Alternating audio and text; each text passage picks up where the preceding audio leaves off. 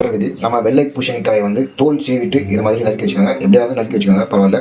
அடுத்ததாக வந்து ஒரு 2-3 வெண்டைக்காய் சின்ன சின்னதாக இது மாதிரி நறுக்கி வச்சுக்கோங்க. ஒரு 2 தக்காளி, 2 கத்திரிக்காய் மட்டும் தனியாக இந்த மாதிரி நறுக்கி ரெடி பண்ணி வச்சுக்கோங்க.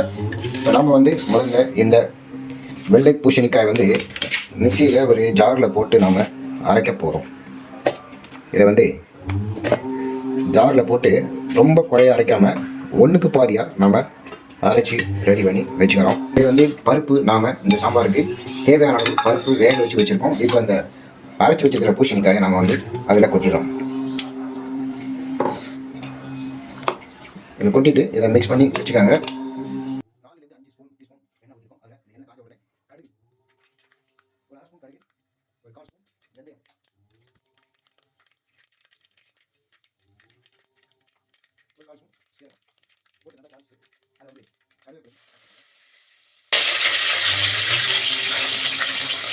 இப்போ நாம் வந்து ஏற்கனவே நறுக்கி வச்சுருக்கக்கூடிய அந்த தக்காளி, வெண்டைக்காய், கத்திரிக்காய்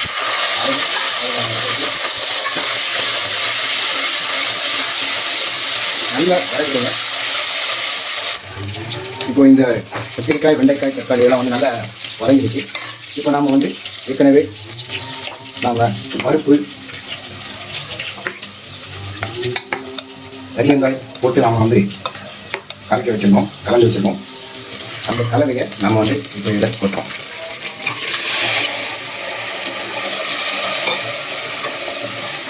அதாவது நம்ம இந்த சாம்பாருக்கு தேவையான இன்க்ரீடியன்ட்ஸ் எல்லாத்தையும் ஆட் பண்ணுறோம். அதாவது ஒரு 1/4 ஸ்பூன் மஞ்சள் தூள் ஆட் பண்ணிக்கோங்க. அப்புறம் வந்து தேவையான அளவு உப்பு ஆட் பண்ணிக்கோங்க. இந்த சாம்பாருக்கு நான் வந்து 1.5 ஸ்பூன் அளவுக்கு உப்பு சேர்க்குறேன். உங்களுக்கு எவ்வளோ தேவையோ அதை நீங்கள் ஆட் பண்ணிக்கோங்க. அதே மாதிரி சாம்பார் தூள் நான் 1 ஸ்பூன் சேர்க்குறேன். இதுவே நல்ல காரமாக இருக்கும். உங்களுக்கு காரத்துக்கு தேவையான அளவு நீங்கள் சாம்பார் தூள் சேர்த்துக்கோங்க. பெருங்காயத்தூள் கொஞ்சம் ஆட் பண்ணிக்கிறேன். அடுத்ததாக நம்ம வந்து ஒரு எலுமிச்சம்பழம் அளவுக்கு புளி கரைச்சி ரெடியாக வச்சுக்கணும். புளி கரைச்சி பண்ணி அந்த சாம்பாரில் இப்போ கொண்டு போகிறேன். ஏதாவது புளி கரைச்சி வந்து இப்படி இருக்குது அப்படின்னு பார்க்காதீங்க. நம்ம அந்த காலத்தில் வந்து பார்த்திங்கன்னா லேடிஸ்லாம்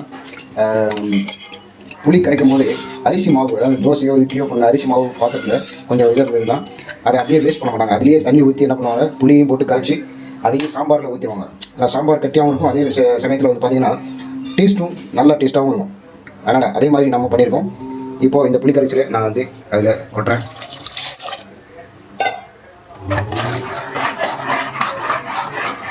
இதை வந்து நீங்கள் ஒரு 15 நிமிஷம் நல்லா கொதிக்க வச்சிட்டிங்கன்னா போதும். அடுப்பை பெருசாக வச்சுட்டு 15 மினிட்ஸ் இதை வந்து நல்லா கொதிக்க வச்சு இறக்குறீங்க.